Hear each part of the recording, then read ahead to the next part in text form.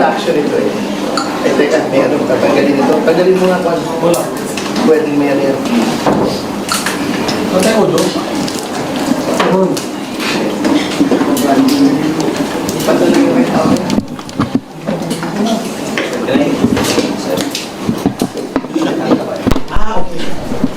Yan yung right-handed. Gitna mo nga ito. Gitna mo yan, Yayang. Okay na yan. Oo nga eh.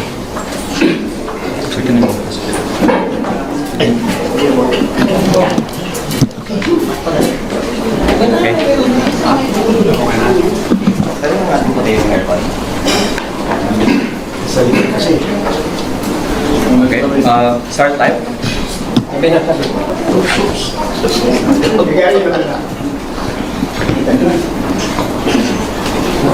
Okay. Please say on the live started. Okay. Magandang tanghali po sa inyong lahat. Unang-una, nais ko pong pasalamatan ang bayan ng Balayan sa pag-host sa atin ngayong araw na ito. At tayo po ay kakagaling lamang sa Regional Trial Court ng Balayan para magsampa ng kaso laban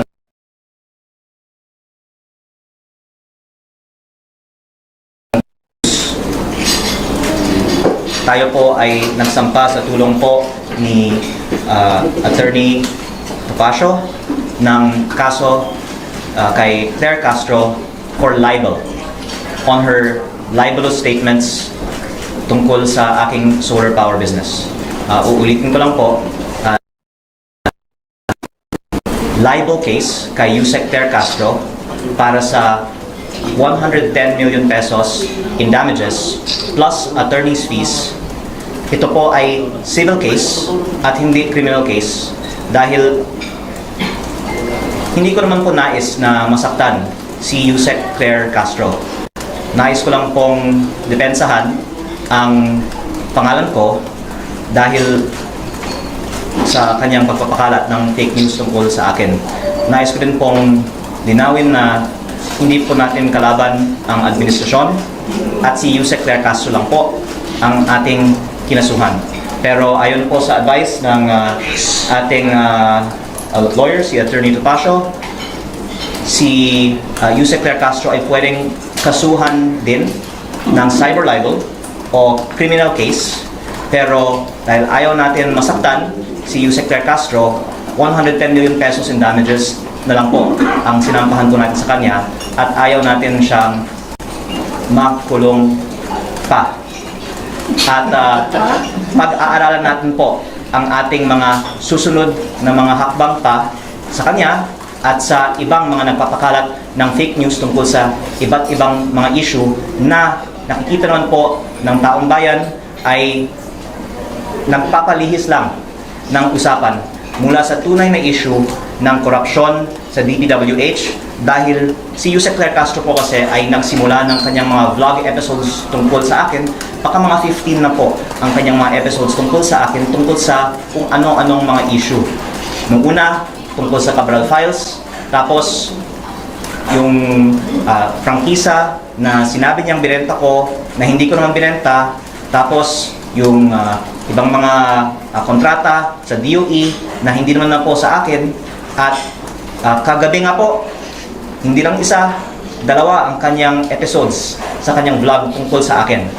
In fact, in some ways nakakatuwa na she cares so much about me na ang dami na niya pong content tungkol sa akin. Pero sana naman po purihin niya ako, huwag niya akong i-criticize dahil lahat naman po tayo ay para sa good governance at laban sa korupsyon. Sana katulad ng mga iba na kakampi din natin laban sa korupsyon, magtulungan na lang po tayo para ma-achieve ang mga layunin ng administrasyon na wakasan ng korupsyon sa DPWH.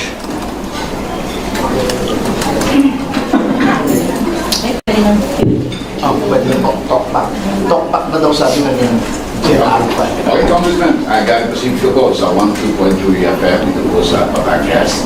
So, ito po bang mga parang patient expedition sa pag-uungkap ng mga issue laban sa iyo Sa palagay mo po ba, Congressman Leandro, ito po ba ay hindi doon sa mga expose, doon sa mga Cabral files, like Cabral files na iyong siniwalat sa publiko? At saan patungo ito mga nangyayari nito?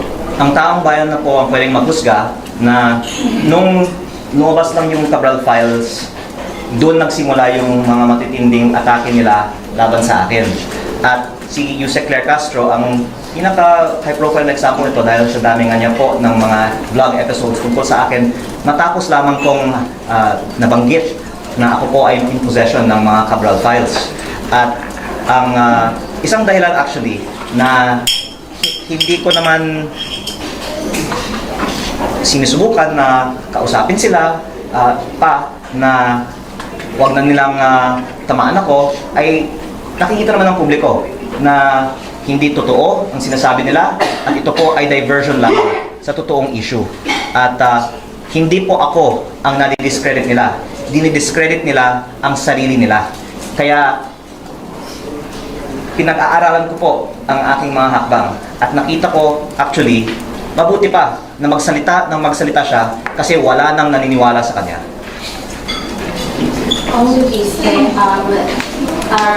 Nag-release na po ng UCC si Yusek Claire Castro, and this is the exact quote. Inamin ni Kong Leviste na he is not the owner of Solar para sa Bayan anymore, which has the franchise because he's already divested his shares. He himself is the source. What's your take on this? Ang una kong sagot ko po kay Yusek Claire Castro, sumagot na lang si Yusek Claire Castro sa korte dahil may kaso na po kami. At ang direkta ko naman po sagot para sa kaalaman ng publiko ay ang pahayag po kasi niya ay binenta ko ang kumpanyang may prangkisa sa Meralco kaya nagkapera ako daw dahil sa prangkisa. At hindi ko po binenta ang kumpanya na may prangkisa. Ang kumpanyang binenta ko ay ibang kumpanya na ang main asset nito ay lupa sa Nueva Ecija. In fact, pinapasalamatan ko po si Pangulong Bongbong Marcos na siya po ang naging guest of honor sa groundbreaking ng proyekto ng kumpanya na itinatag ko. Ito po ang nagpasok ng pinakamalaking foreign investment sa buong Pilipinas sa taong 2025 at sa ngayon ay nag-i-employ ng mahigit 10,000 ng ating mga kababayan sa Nueva Ecija. Kaya hindi din po totoo na hindi po ako nang-deliver sa aking mga kontrata.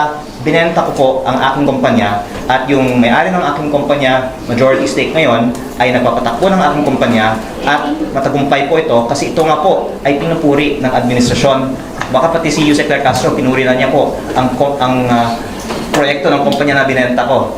Kaya pero ang point ko dito is parang naliligaw si Yusek Claire Castro sa daming mga kumpanya ko kasi yung alegasyon niya, binenta ko yung kumpanya na may prangkisa, yung binenta ko, hindi yung kumpanya na may prangkisa. Yung kumpanya na may prangkisa naman, ito po ang nasabi ko ng status. Ito po ay inaprubahan sa 2019 at may dalawa pong probisyon ang prangkisa. Una, para mag-operate, kailangan ng implementing rules and regulations. Pwede pong tignan ang batas na ito mismo. At ang DOE po ang dapat maglabas nito at walang inilabas na IRR ang DOE. Pangalawa, franchise na nakalagay naman na kung hindi mag-operate for 2 years, ito po ay ipso facto revoked. Ano, attorney, ang ibig sabihin ng ipso facto revoked? By its very fact, automatically. Okay. So, tumigil po ang obigyan siya ng mga permits to operate.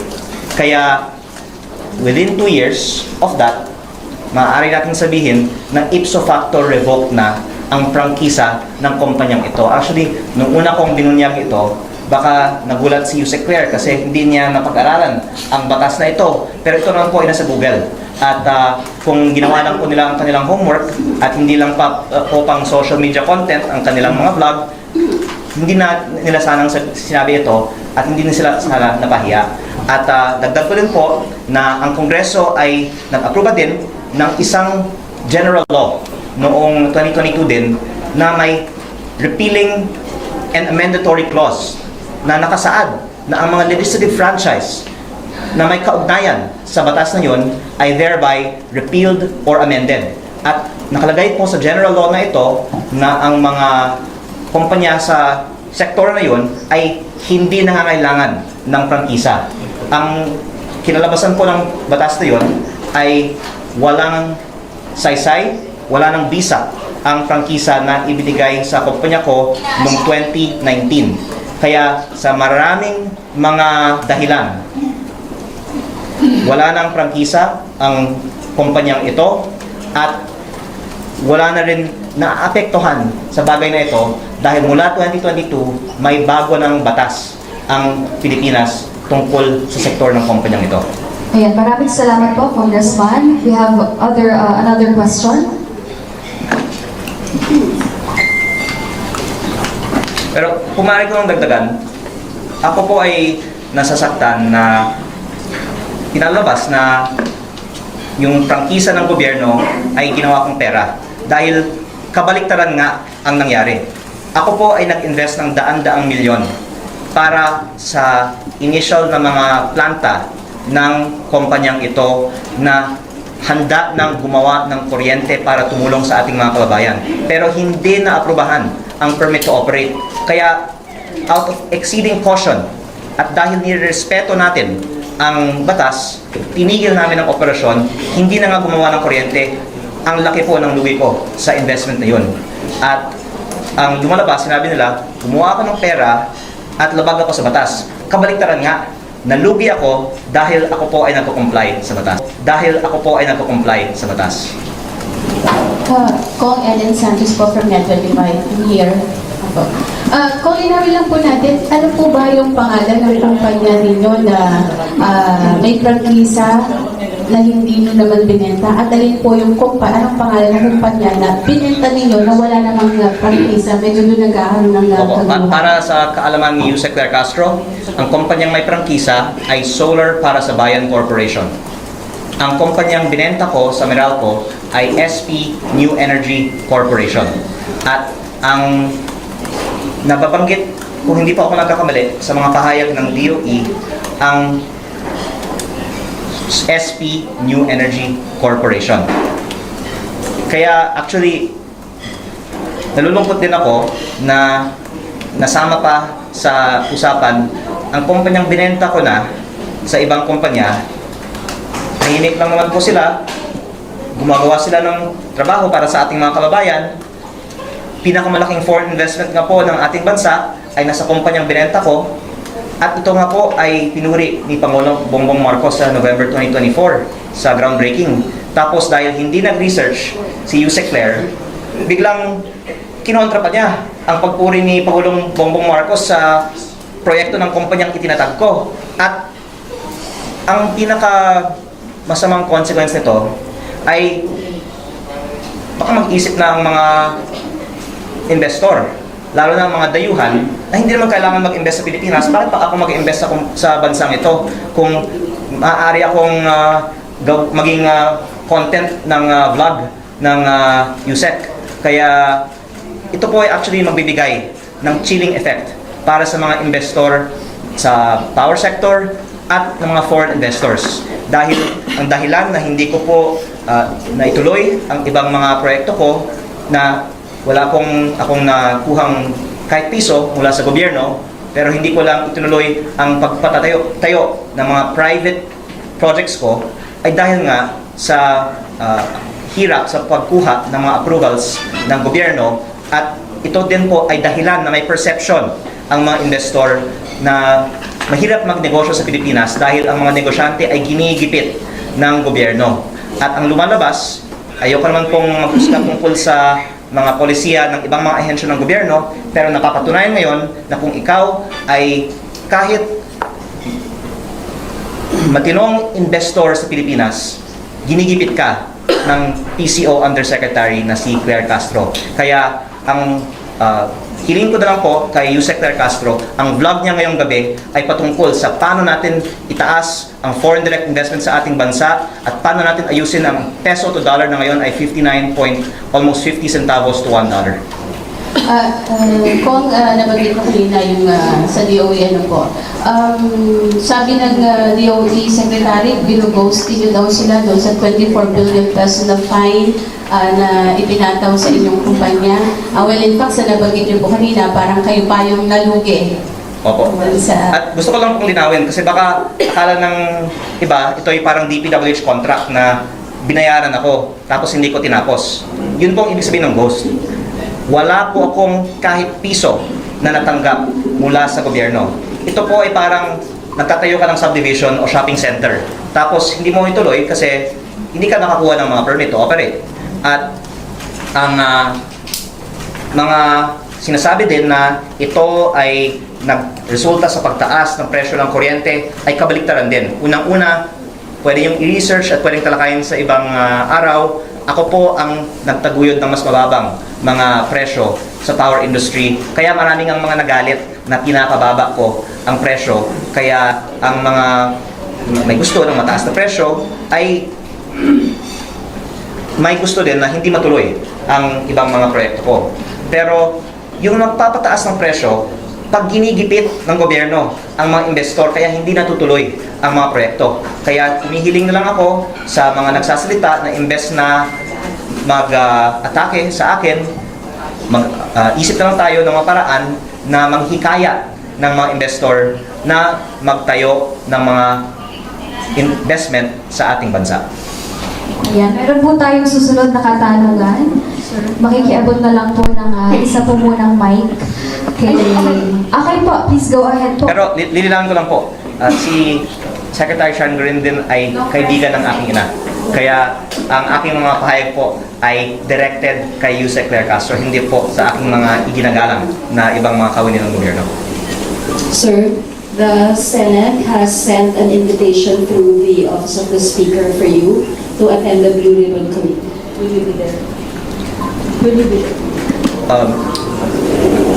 Ang nais kong sagutin dyan ay Yes or no? ang nais kong sagutin sana ay sana gulatin na lang natin sila kung darating ako o hindi. Pero okay, dahil tinanong niyo ako, at gusto ko talaga, basta papayagan ako, pupunta po ako. At ako po ay nakatanggap naman po ng imbitasyon. At ako po ay lubos na nagpapasalamat sa mga nananawagan para sa transparency sa paggamit ng pondo ng bayan. Higit po sa lahat kay Senate President Pro Tempore Ping Lacson. Dahil yung mga ginagawa niya po talaga ay para sa bayan. Marami pong mga natatamaan sa mga Blue Ribbon Committee hearings na ito. Maraming may gustong hindi na matuloy ang mga Blue Ribbon Committee hearings na ito. At despite all of those who would want to keep the truth from the public, the fact na ipinagpapatuloy pa ni Senate President Pro Tempore Ping Lacson ang mga Blue Ribbon Committee hearings ay isang napaka gandang patunay na seryoso ang ating gobyerno, lalong-lalo po ang Senado sa leadership po ni Senate President Pro Tempore Ping Lacson para lumabas ang katotohanan sa paggamit ng pondo ng bayan. Sir, can you please clarify kasi sinabi niyo about po.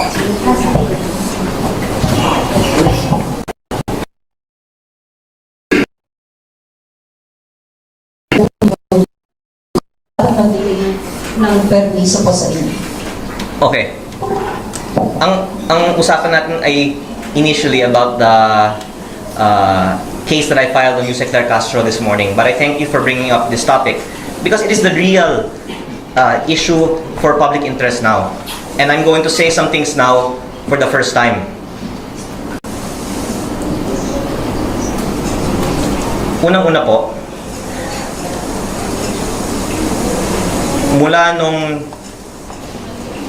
may nakuha kong mga files mula sa DPWH last year, marami ng mga nagsabi sa aking ina, and in some cases pati sa akin, na gagawa na ako ng mga kaso kung ilalabas ko ang mga files na ito. At para sa sarili kong kapakanan, tumihimik na lang po ako. Pero not least because of exemplary role models like Senate President Pro Tempore Ping Lacson, tuloy po tayong nagsasalita at naglalabas ng impormasyon tungkol dito. Ngayon, ang alam ng publiko tungkol sa files sa DPWH at tungkol sa mga DPWH projects ay tip of the iceberg po lamang. The public only knows the tip of the iceberg in terms of the projects currently being investigated by the DPWH.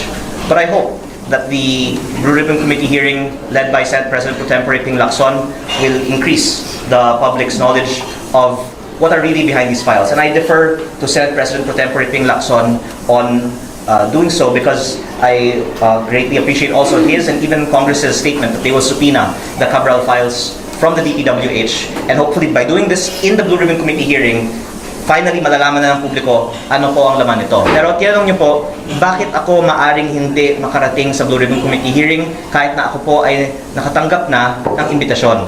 Dahil marami nga pong nagsasabi na huwag kang magsalita at baka kung ano pang mangyari sa iyo.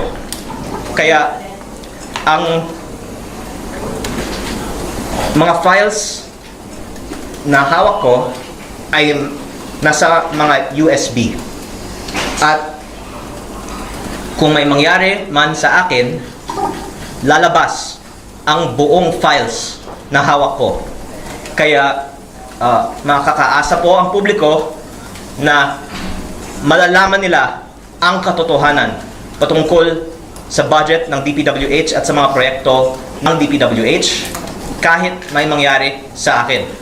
Pero kaya ko po sinabi na hindi ako sigurado na makakarating ako sa Blue Ribbon Committee hearing dahil kung babasehan ko po sa mga ipinarating na sa akin at sa aking ina, hindi ko po alam kung ano po ang mangyayari sa akin bago mag Blue Ribbon Committee hearing. Opo, sir, hindi naman po ibig sabihin that you need to seek permission from the House leadership or the Speaker. Hindi po. Basta ako po ay may imbitasyon. Basta ako po ay hindi patahimikin, nais ko pong dumalo sa Blue Ribbon Committee hearing. Sir, can you please clarify the information that you are still the Vice Chair of the Board of Solar Philippines? Ako po ay may-ari ng Solar Philippines. Kaya ang kumpanyang itinutukoy, una yung Solar para sa Bayan, at pangalawa po ang SP New Energy Corporation. Hindi po ang Solar Philippines. Ang Solar Philippines Power Project Holdings Inc. ang holding company ng mga shares ko sa mga ibang kumpanya kabilang ang minority interest ko sa SP New Energy Corporation.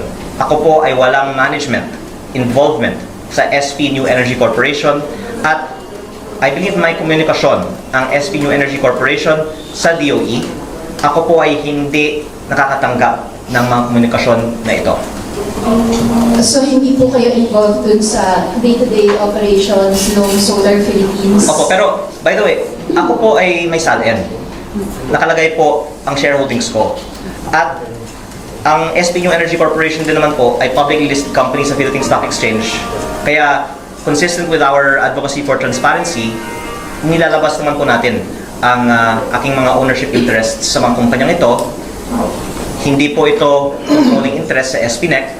At ako din po ay nag-iingat na umiwas sa mga usapan na makaka-involve sa companies that I have interest in. Pero, in fact, kung ako po ay bibigyan ng pagkakataon ng Kongreso na talakayin din ang mga issue sa power industry, baka 6 na oras po tayong magpe-press con tungkol sa mga anomalya at ang regulatory capture at ang ibang mga sikreto na hindi pa luwabas sa publiko tungkol sa power industry. Pero alang-alang din po sa maraming mga matatamaan kung tayo po ay magkakaroon ng press con po tungkol doon, hindi ko po binubuksan ang mga issues ng power industry.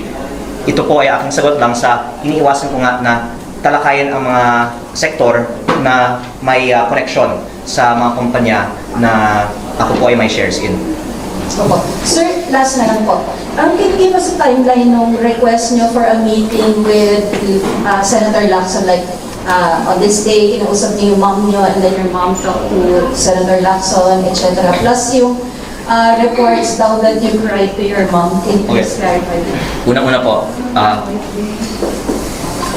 ang sinabi naman po ni Senting ay nag-usap siya sa aking ina. So, hindi naman po ako yung nag-usap in that instance directly kay Senting. At hindi po totoo na umiyak ako sa aking ina. Baka mas totoo po na ang aking ina yung umiyak. Pero ang sinabi naman po ni Senting sa kanyang press briefing ng isang araw ay ako po ay dumadaing sa aking ina kung bakit ako ang inaatake kung si Senting din po ay may marami naman din binubunyak. At unang-una dahil si Senting kasi naman ay very senior and highly respected member of the Senate at very well-prepared siya sa kanyang mga binubunyag. Yung unang nabanggit ni Senting ay ang karamihan ng mga miyembro ng 19th Congress ay may mga insertion. Nung nabanggit niya yun, maraming mga nagalit, pero yun ay totoo. Kaya saludo po ako sa kanya, kahit po maraming mga natamaan, sinabi niya ang totoo. Tapos nabanggit din niya na at least 5 cabinet secretaries and even some secretaries, locals, I am corroborating what Senator Ping Lacson has said, and yun po ang konteksto bakit sinabi ko sa aking ina, bakit ako ang inaatake pero si Senting hindi. Kasi syempre, lahat ng mga tao takot kay Senting eh.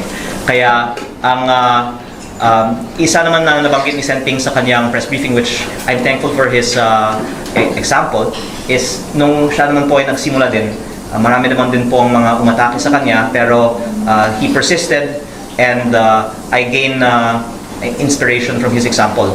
But hindi po karakter ko na umiyak sa aking ina. Baka umiyak ako sa mga interviews nyo kasi ang mga katanungan ay tungkol sa aking ina. Dahil actually, yung ikinalulungkot ko ay the fact na yung aking ina ay nasa-stress dahil sa akin. At ang payo niya sa akin ay ang ganda-ganda naman po ng aking buhay. Bakit ko kailangan na magsalita pa tungkol dito? Alam nyo, kabaliktaran nga ang sinasabi ni Yusek Claire Castro na gumawa ako ng pera sa mga transaction sa gobyerno. Yung ginagawa ko ngayon ay wala akong financial benefit. Malaki ang nawawalan sa akin financially dahil dito. Pero ang sana nakikita ng publiko, ang importante sa akin ay hindi ang sarili kong kapakanan o financial interest, kung hindi ang paglalabas ng katotohanan. Pero ang dahilan po na nalulungkot ako ay dahil maraming kumakausap sa aking ina at nasa-stress siya at pinapayuhan niya ako na tumahimik na lang. Pero dahil sa aking conviction na dapat lumabas ang katotohanan, pinagpapatuloy ko pa ito, pero sana wag na pong ma-stress ang aking ina. So sir, sinabi mo kanina na baka mas totoo na yung aking ina ang umiyak. So, did she cry to Senator Lacson or pag kayo nag-uusap? Hindi siguro kasi I think text naman sila nag-communicate eh. Pero Pero pag kayo nag-uusap, sir, umiyak siya sa'yo. Hindi naman ko masasabi yan. Pero basta yung nanay ko yung mas naapektuhan kaysa sa akin. Kasi ako po ay, nabanggit ko naman din sa ibang interview, mahirap na kalaban.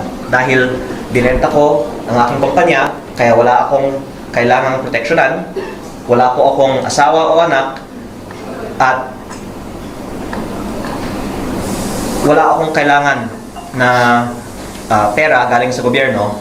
Ang gusto ko lang po ay ilabas ang katotohanan, at kung aatakihin ako, lalo kong ilalabas ang katotohanan. Sir, how Pero ang aking ina naman, bilang ina, ay syempre, concerned sa kanyang anak. Sir, how do you take yung advice po ni Senator Lacson na wag bara-bara? Ako po ay nagpapasalamat sa payo ni Senator Lacson at I will actually follow that kasi ilang araw naman di ako nagpa-interview eh. Pero problema, kinakontak niyo ako para magpa-interview. Kaya nandito tayo ngayon. Di ba? Okay. Pero, para malinaw ha, ang media yung nangungulit sa akin. Pero hindi ko nga pinagbibigyan ng ilang araw. Pero ngayon, may interview tayo. Thank you, sir. Sir, follow-up questions lang po. Just bilang, can I just confer with him for a while? Okay, go. Pasensya.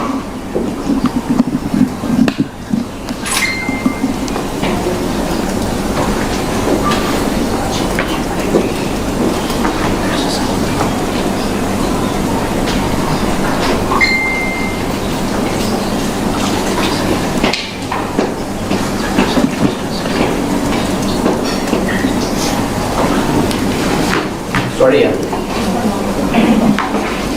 sige, let's assume, sorry. As I'm speaking with you right now, the reason why Attorney Tobacco told me to look at my phone is there are really threats to me right now.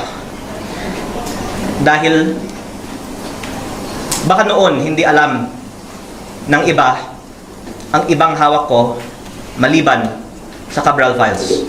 Ang lumabas na sa media ay tip of the iceberg ko lamang.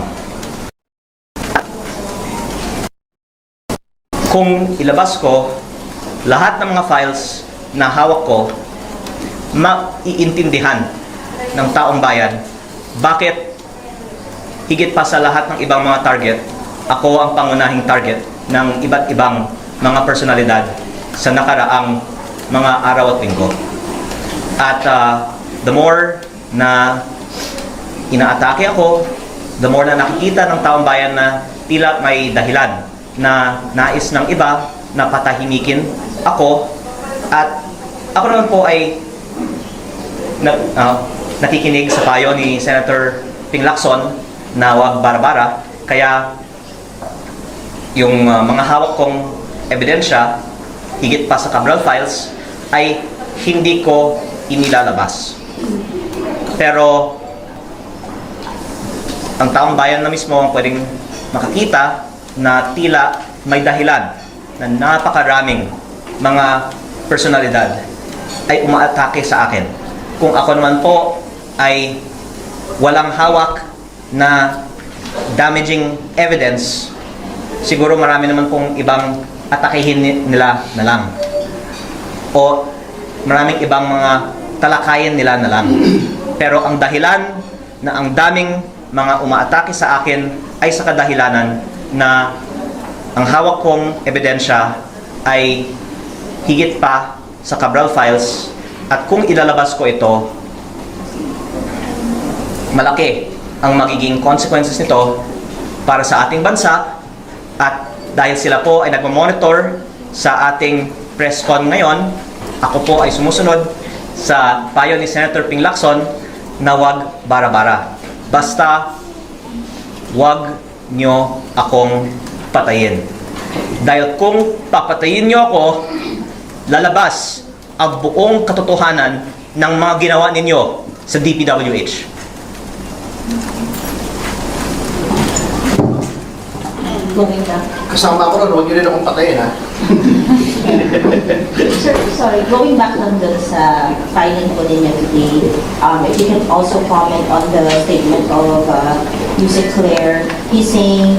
She's saying, ang source ng DOA ay pagbebenta ng company na may franchise ay galing kay Ombudsman Remulla, pero hindi niya sasampahan ng kaso ang Ombudsman dahil iginagalang niya ito at kaibigan ng nanay niya. Kakasuhan ba niya ako dahil sa hindi ako kaibigan ng nanay niya at hindi niya ako ginagalang? Can we say that the statements of the Ombudsman are with basis and not maligning, while my statements sourced from the Ombudsman are nothing but libelous? I think my words speak for itself. Iginagalang ko po si Ombudsman Boy Remulla at si DOE Secretary Sharon Garin, at totoo po na sila po ay mga kaibigan ng aking ina. That's why you're not filing cases against libel against him. Mas komplikado doon. Sumagot na lang si Yusek Claire Castro sa korte. Okay. Sir, you also said that Pero pwede po pong bigyan ng pagkakataon kay Atty. Topacio na linawin din sa publiko bakit mananalo tayo sa kasong ito at si Yusek Claire Castro ay magbabayad ng damages sa kasong ito, at kung gugustuhin Explain ko na kanina. sana na sampahan siya ng criminal case, si Yusek Claire Castro ay makukulong.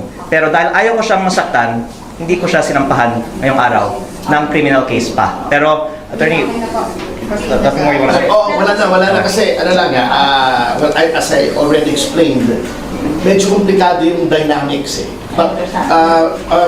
But let it be known na this is not the last.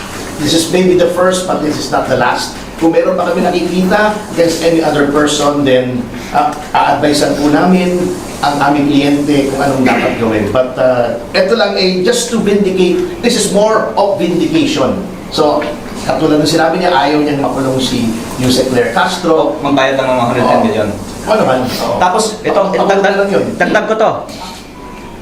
Yung 110 million pesos na babayaran ni Yusek Claire Castro sa akin ay ibibigay ko sa mga biktima ng mga substandard proyekto ng flood control. Okay. Kaya umaasa ako, wag nang magsinungaling si Yusek Claire Castro, aminin na lang niya ang katotohanan, magbayad siya ng multa ng 110 million pesos at ipamamahagi ko po ito sa mga biktima ng mga substandard flood control projects. Okay. Sir, also you said, kasi nga, iba yung kumpanya na ibinenta ninyo, hindi ito yung may prangkisa.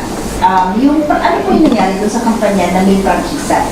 Kayo po ba ay nananatiling owner po ng solar para sa bayan as we speak? Ano na po ang status nitong solar para sa bayan na may prangkisa from Congress?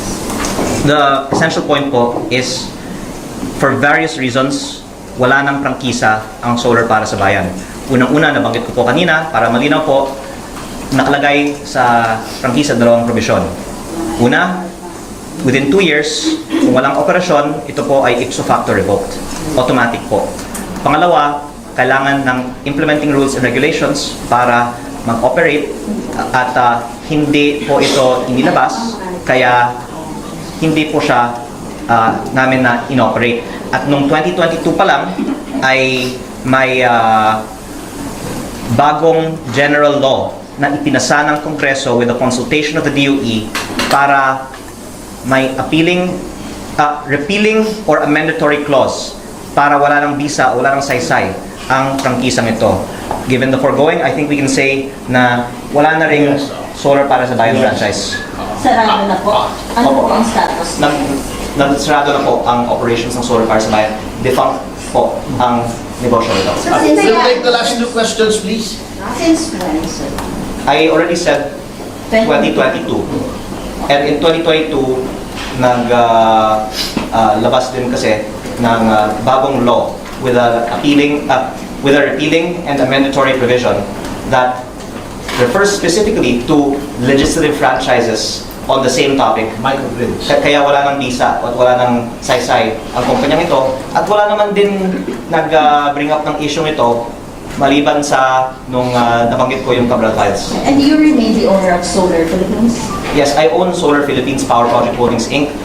Sa dami pong mga pangalan ng mga kumpanya, yung mother company ko po para sa aking shares sa SPNEC ay Solar Philippines and I own Solar Philippines. Holding yun eh, oo. Kasi sir, ang sinasabi ng DOE, Solar Philippines yung hindi nakadeliver sa commitments nito. What can you say about that? Yung Na 2% kumpanya, lang yung kumpanyang binenta ko po kasi sa Meralco ay pangalang Solar Philippines New Energy Corporation din. Puro Solar Philippines po kasi ang mga pangalan ng aking mga kumpanya eh. At I really think na medyo na-over na yung media coverage on this thing kasi para sa kaalaman ng lahat, maraming mga kumpanya naman na may permit, hindi lang itutuloy yung mga proyekto at hindi naman nagiging subject ng mga presscon ang mga cancellation ng mga contracts na ito at I really just want to make the media focus on what is in the real public interest. Can we get a categorical answer if Categorical na yung ngayon. Next nandoon question na tayo. Next yung question na please. nandoon We only have 2 more questions. kung na-deliver po yung Oh yeah, yes. Kasi ang sabi parang 2% Okay. nung commitment yung Okay. naibigay. Well, let me first preface by saying iginagalang ko si DOE Secretary Sharon Garin at siya po ay kaibigan ng aking ina. Ang aking pahayag ay general at ang aking pahayag po ay ito. Ang SP New Energy Corporation, ang kumpanyang binenta ko sa Meralco ay may proyekto sa Nueva Ecija. Yun po ang dahilan na binili ang kumpanya ko ng Meralco na may mahigit 3,000 hectares. By the way, taking a step back lang, sa tingin ko kaya naisip nila na binenta ko ang prangkisa kasi nagtaka ang iba bakit nagbayad ang Meralco ng ganitong kalaking halaga. Dahil may mahigit 3,000 hectares. Pinapaliwanag ko lang kasi ito po talaga ang psychology ng iba. Pero lilinawin ko lang na ang kumpanyang binenta ko sa Meralco ay walang prangkisa at walang kinalaman sa prangkisa. Pero you're asking, totoo ba yung 2%? Hindi po. How much did you? Okay, ganito po. Ang kumpanya na binenta ko sa Meralco ay may proyekto sa Nueva Ecija na 3,500 megawatts. Ito po ay na-groundbreak ni Pangulong BBM in November 2024 at ako po ay nagpapasalamat sa suporta ng administrasyon para sa proyektong ito. Kaya ako po hindi nais na banggain ang mga pahayag ng iba dahil nagpapasalamat naman din po tayo na tumulong nga sila sa mga inisyatibong ito. At ang sinasabi ko nga ay dahil, ganito lang po, dahil sa mga magandang polisiya ng administrasyon, pumasok ang pinakamalaking foreign investment sa buong bansa sa taong 2025 sa kumpanyang ito. Pinondohan ito ng mga pinakamalalaking bangko sa ating bansa at ang Meralco po ang nagpapatakbo ng kumpanyang ito. Ang aking kumpanyang itinatag na binenta sa kanila na may ongoing na proyekto na 3,500 megawatts. Hindi po yung 2% na inyong binabanggit. May I just add that the sale... excuse me. At nasa Philippine Stock Exchange website po, Meralco. May I just add that the sale as exchange kasi listed yan, di ba? And the Securities and Exchange Commission. Pero magandang sagot na lang is lahat po nito ay nasa website. Kaya sa website na lang po. And Claire Castro should have known. Kaya research muna bago mag-vlog. Last two questions, please. Sir, sorry, we have a lot of questions. We traveled all the way from Manila. Okay. Thank you, po. Yeah, but, Thank you. So, sir, We have some time constraints kasi. Actually, ako po ay walang time constraint sa ngayon. Pero para sa inyong kaalaman, may mga tumatawag sa amin ngayon habang kami po ay nagpe-press-con. Thank you so Okay, much. pero kung Thank you, one question, sir. may mangyayari sa akin dahil sa mga tanong nyo, Ay, hindi. sasabihin ko na lang dahil tinanong ako ng TV5. Kaya ko nilabas yung katotohanan kaagad. I think we can proceed na po with the question. Kung Leandro, can we just establish, okay na yung SPNEC, walang prangkisa yun, yung solar para sa bayan, yun yung nagkaroon ng prangkisa, nawala po yung 2022. It stopped operating and the Ipso facto. and the general law was So there are questions po by about Congress that. in Kasi meron 2022. pong interview with UAC Secretary Dan Green. Ang tanong sa kanya, it's unfortunate that the government believed in your promises. Naapektuhan po tayong lahat. Off daw po na hinayaan mo, no? Hahayaan mo after couple of years, 2 years, 4 years, na yung franchise na hinihingi mo, and then nawala na lang. Hinayaan niyo raw po ng gano'n. Okay. So, what's the motivation behind itong reform Okay. franchise? Can this be my last answer? No, I still have 4 questions. Please po, I waited for my turn, sir. Okay. Thank Sige. you. Unang-una, I showed good faith by investing hundreds of millions of pesos into the business that was eventually not given permits to operate.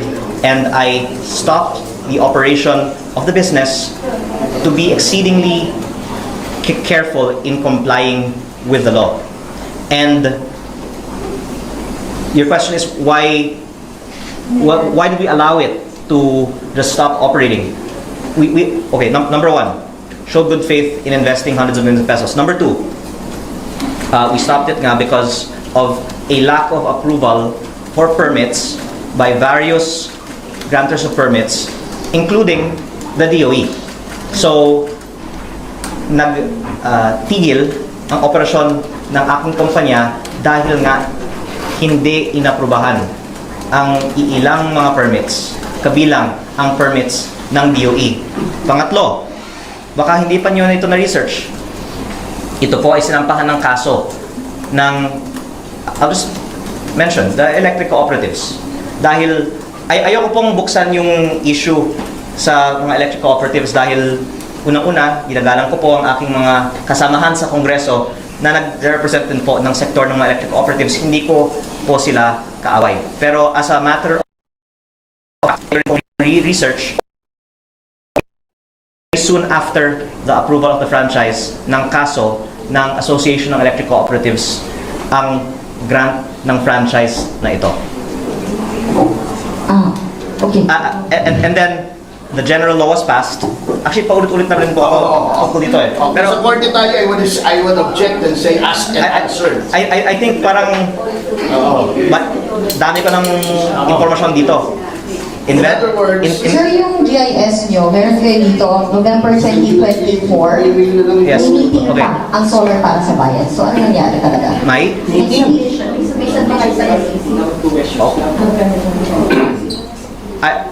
The company stopped operating already. you have, well, excuse me, from a legal standpoint, you have to distinguish between operation and existence and the franchise. Wait, but okay. I'll just repeat, okay? Because your first, sorry, did I answer your last question already? Sige, can I move? Kasi I think you have very limited time. I need to know po, can you like give us direct answers yung mga kontrata na ng government contracts doon po sa mga hawak ninyo, Solar Philippines, Solar para sa bayan? Yes. Actually, we're already giving you a lot of leeway. This press Yeah, conference is not supposed to be but I'll answer. I know. But first, So we understand po First, both but- sides, yes. but we should respect also Yes. Attorney Yeah. Topacio and Congressman. No, but first, can I get you to acknowledge your previous questions have already been answered? Yes, So I just wanted understood by everyone. Unang-una, nag-invest po ako ng daan-daang milyon, tapos hindi po binigyan ng approval ng iba't ibang mga ahensya, kaya tumigil ang operasyon, tapos sinampahan ng kaso ng iba para wag ituloy ang prangkisa, tapos nagbigay ng bagong general law, tapos dahil dito na ipso facto revoke ang franchise. Ngayon, sa inyong susunod na tanong, ang komunikasyon tungkol sa multang binabanggit sa media ay sa aking pagkakaintindi sa kumpanyang binenta ko sa Meralco at hindi po sa kumpanya ko. Okay. We have to understand that a company, a corporation has a separate juridical entity from the person. Not only that, but my answer is I sold the company to Meralco. Yung kumpanya na may binabanggit na multa. Solar Philippines. 28 Espinet. from Solar Philippines. Espinet. Yung kumpanyang ang terminate with the 20. nabanggit ko na po sa aking exclusive interviews with DCBB and GMA na ako po ay may multa na ako po ay may natanggap na komunikasyon tungkol sa mga mas maliliit na multa. Kaya totoo po na may ibang mga nakansilang mga kontrata patungkol sa mga mas maliliit na multa sa halaga ng tens of millions of pesos. Pero yung binabanggit sa media na alleged 24B ay actually something that I am not fully informed about kasi kung hindi po ako nagkakamali, yun po ay komunikasyon sa kumpanyang binenta ko dahil hindi po yun multa sa akin. Sir, clearly you have shares po. Nabanggit nyo may shares kayo, you're not currently involved in the Shares where? It's okay, I understand. Shares sa Solar Philippines and Espinet. Espinet.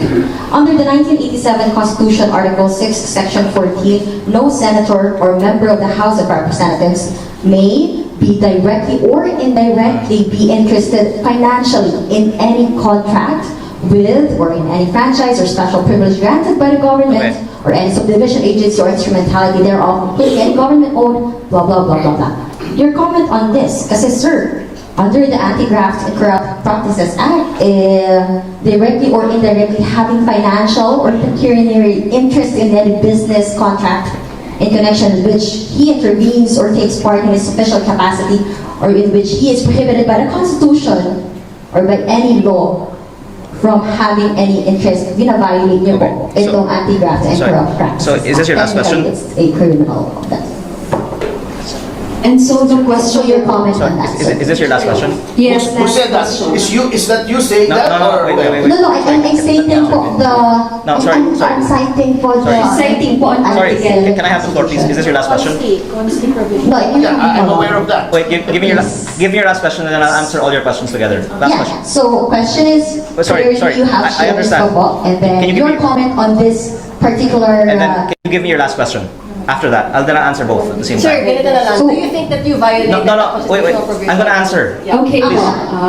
Okay, but can you tell me your last question? So No, that, you have, question sir, it yun. depends on your answer. Last sir. question Follow-up we question. cannot, Okay, Okay. with this po, sorry. I already announced that, Sorry, let me let answer. us let... This Let me is answer. my question after, yes. Yeah. I read the part of the Constitution. Did you violate po itong 1987 Constitution Article 6, Section 14? Thank you, sir. Okay. Ako po ay obviously well advised and informed ng mga abogado. Kaya siguro inosente lang ang mga nag-iisip na ako po naman ay gagawa ng ganyang pagkakamali. Akala nila wala akong abogado. Malinaw po sa batas na walang paglabag ang ownership ng financial interest ko sa Solar Philippines Power Project Holdings na may interest nga sa mga DOE service contracts. At please allow me to finish. Nabanggit ko po kanina na ako po ay una nag-disclose ng aking ownership sa aking SALN, hindi nagpa-participate sa mga diskusyon tungkol sa energy sector o franchises, at ang policies na ito ay malinaw po sa Kongreso dahil karamihan po ng Kongreso ay may ownership sa mga kumpanya na may ganito ding klaseng mga kaugnayan sa gobyerno. Kasi napaka-lawak po ng sakop kung ang inyong interpretasyon ay ang ownership ng mga shares sa kumpanya na may dealings with gobyerno ay ipinagbabawal. Kung ganun po, ako po ay nananawagan na magkaroon tayo sa January 26 ng malawakang talakayan sa lahat ng mga potensyal na conflicts of interest. Tignan natin ang mga SALN ng 318 members of Congress at ano ang mga kaugnayan ng mga kumpanya na pinag-aari nila sa mga kontrata sa gobyerno. At ang lalabas po siguro ay marami pang mga ibang may ganyang mga kaugnayan sa gobyerno o higit pa, at ang legal advice po is yung kailangan is disclose mo, tapos huwag kang magkaroon ng participation sa mga diskusyon sa Kongreso tungkol sa mga sektor ng kumpanya mo.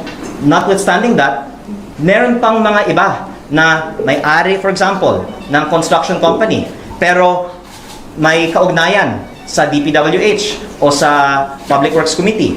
Pero ako, mas maingat ako.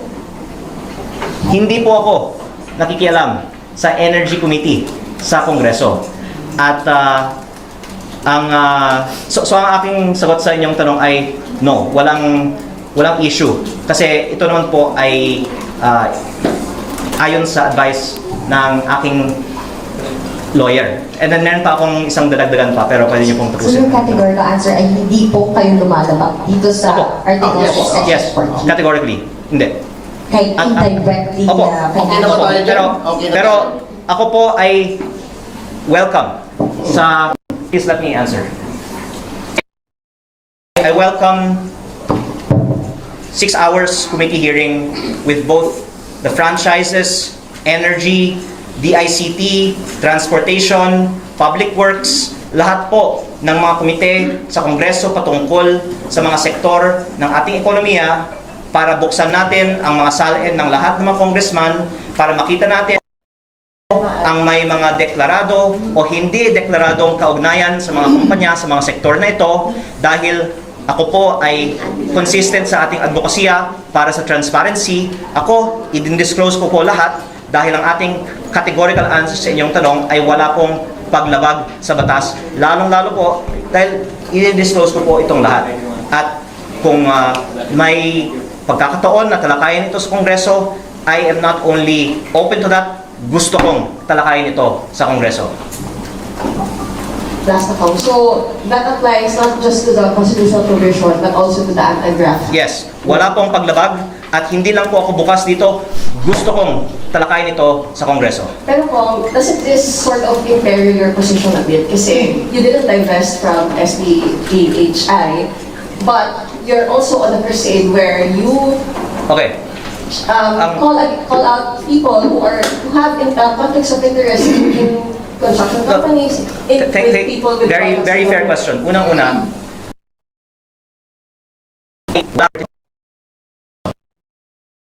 bagay sa energy sector sa Kongreso.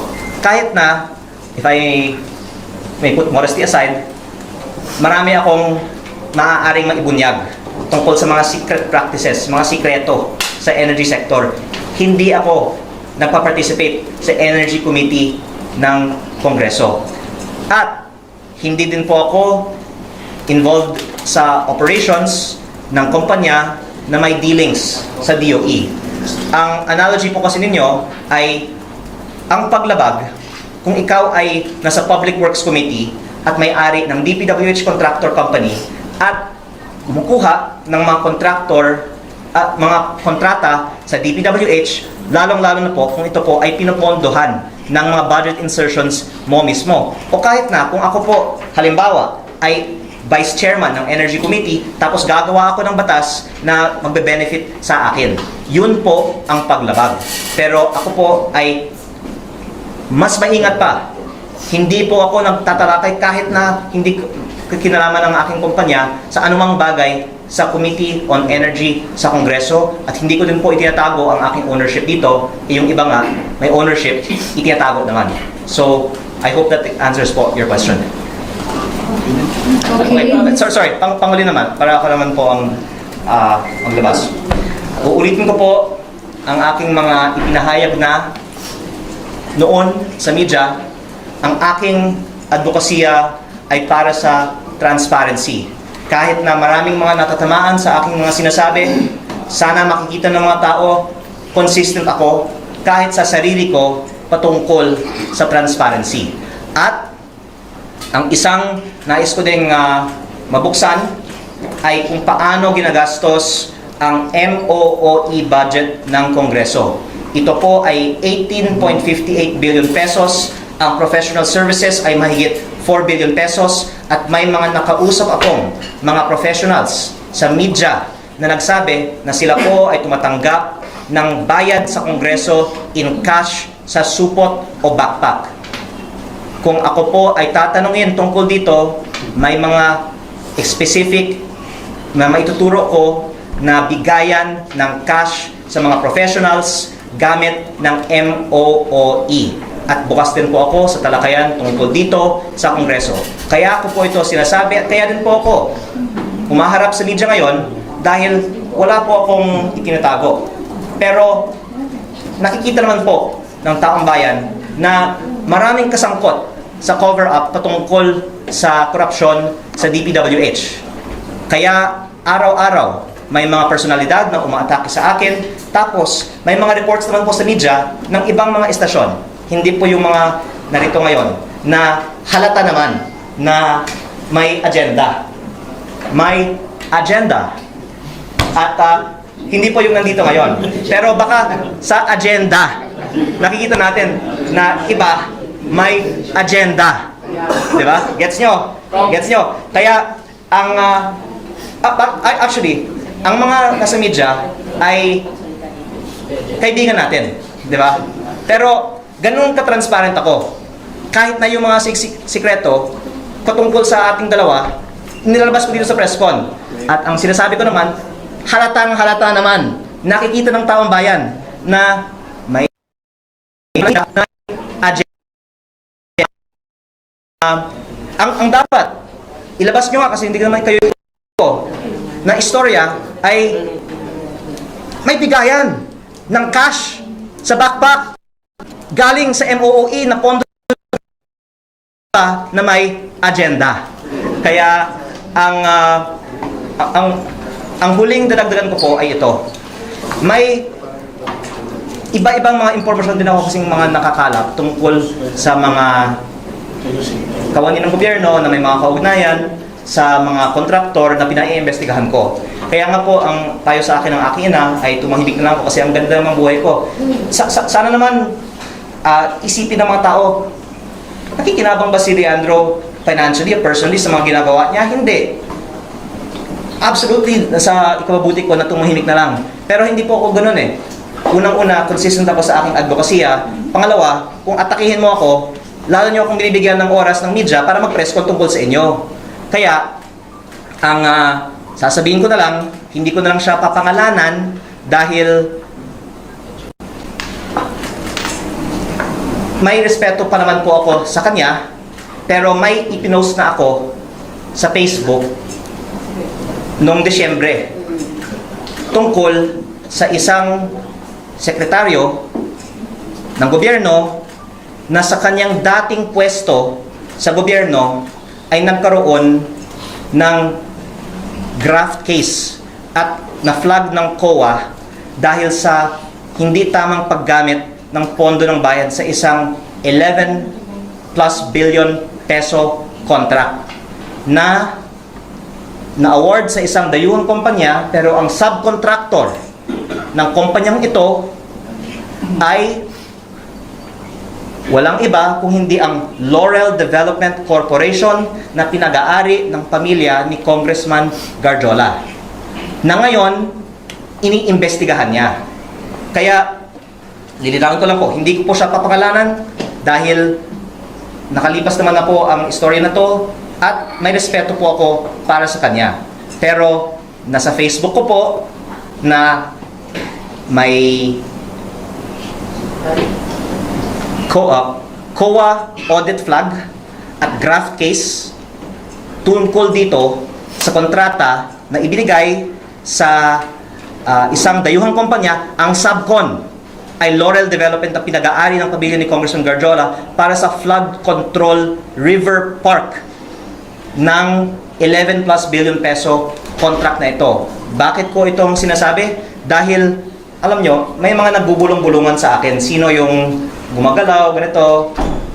Yung mga malapit kay Congressman Garjola ay kabilang sa mga gumagalaw. Kaya, nais ko din pong iparating ito sa administrasyon. Hindi ko po kaaway ang administrasyon. Pero dahil inaatake ako ng iilang mga kawani ng gobyerno, napipilitan akong sumagot at maglabas din ng mga impormasyon tulad nito. Pero dahil in the last few days naman, hindi naman po ako masyadong inatake ng individual na to, hindi ko siya pinapangalanan ngayon. Pero may resibo naman po tayo tungkol sa kaugnayan ng mga kawani ng gobyerno kay Congressman Garjola na sila po ay ngayon bubulong-bulungan sa mga miyembro ng media na may agenda na maglabas ng impormasyon na halatang hindi totoo tungkol sa akin. Kong, isa ko lang po. Kayo po ay taga Batangas. Ayoko na po kayong paluhain o iyakin dahil may mga bashers and mga supporters po buong Pilipinas sa inyo. Ang example po ng inyong pinaglalaban ay way back history ni General Magbar. na bayani ng Batangas. Sinabi niyo po kanina, by the way, I'm Darcy de Galicia na rapper po, stringer ng Salon na Gamit. Sinabi niyo po kanina na kapag kayo'y pinatay, lalabas yung mga files na nakatago sa inyo. Paano po kung hindi kayo patayin? And i-wrap up na lang po para mabilis. At pangalawa, ilang death threats po ang natatanggap ninyo sa araw-araw?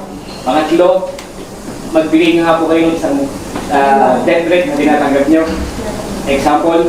And pang-apat, kung hindi nyo po medyo ayaw saktan si Yusek Claire Castro, bakit po 110 million, hindi 500 million or 1 billion? Thank you. Okay. Maaaring last question na to. I don't receive most of the threats directly. Nabanggit ko naman na po noon na yung nanay ko yung kinakausap dahil kung tatawagin nila ako, papangalanan ko sila.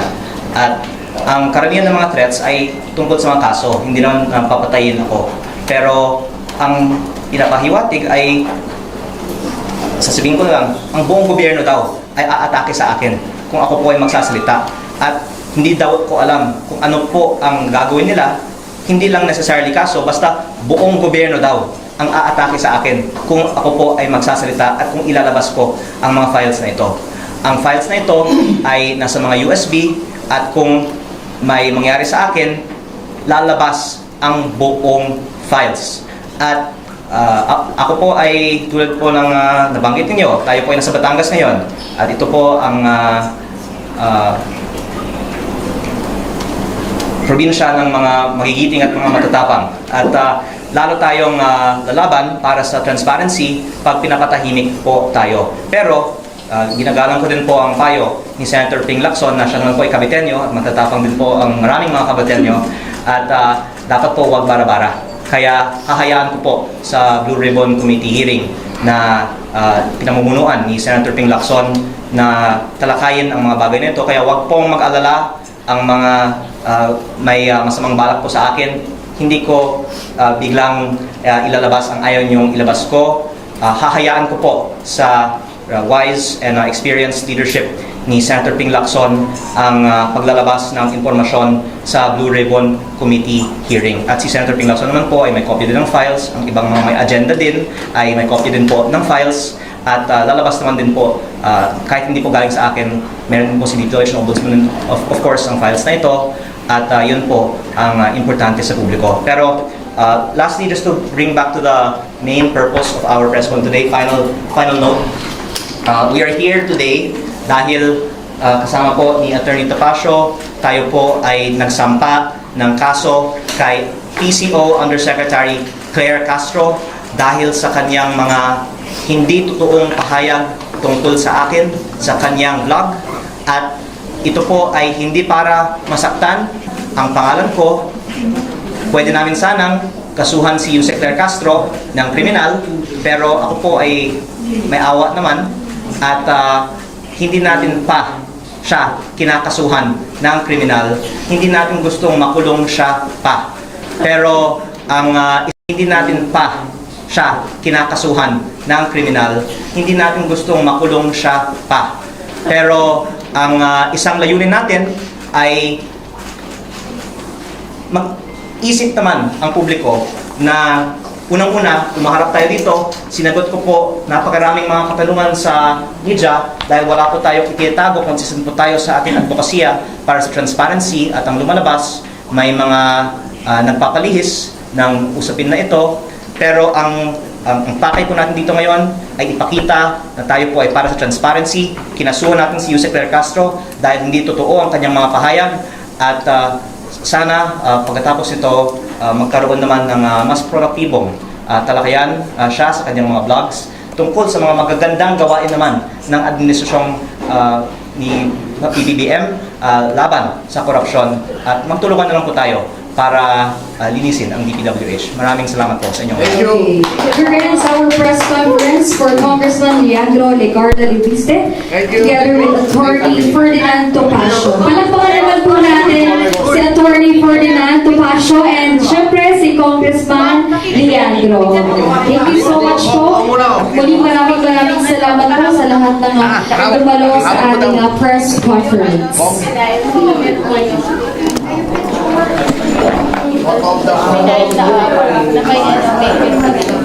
Boy, may camera sa likod.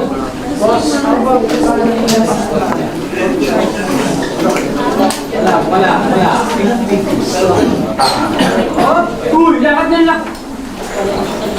Tawag Carolina Pascal. Pwede tayo sige.